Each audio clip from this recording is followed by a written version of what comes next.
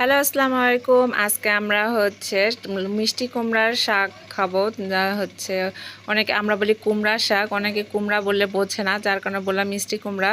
তো আজকে আমরা আমাদের নিজের গাছের টাটকা টাটকা সবজি খেতে অনেক ভালো লাগে, নিজের গাছেরই। তো আমার আম্মু ঝাংলির কাছে যে এগুলো এখন কেটে নিচ্ছে, কারণ এগুলার ভাজি খেতে ভালো লাগে, আবার তরকারি খেতেও কিন্তু ভালো লাগে। যে আমার আম্মু অনেকগুলো কেটে ফেলছে বাসায়, আরেকটু গতকাল কাটছিল, তো আজকে আরেকটু কম হবে, যার কারণে এগুলো আরেকটু কেটে নিচ্ছে। তো আমার আম্মু এগুলাকে আঁশ ছাড়িয়ে নিচ্ছে, কারণ বা পোকা থাকে, অনেক সময় পোকাও থাকে। তো এগুলো শাকের ভাজি খেতে কিন্তু অনেক ভালো লাগে, গরম গরম ভাত দিয়ে, টাটকা টাটকা নিজের গাছের সবজি।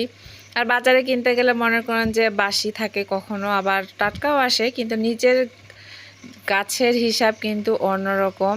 তো হয়ে গেল আমাদের ভাজি। এখন আমরা এগুলো গরম ভাত দিয়ে আমাদের সকালকার খাবার খাবো এখন আমরা। তো সবাই ভালো থাকবেন, আল্লাহ হাফেজ।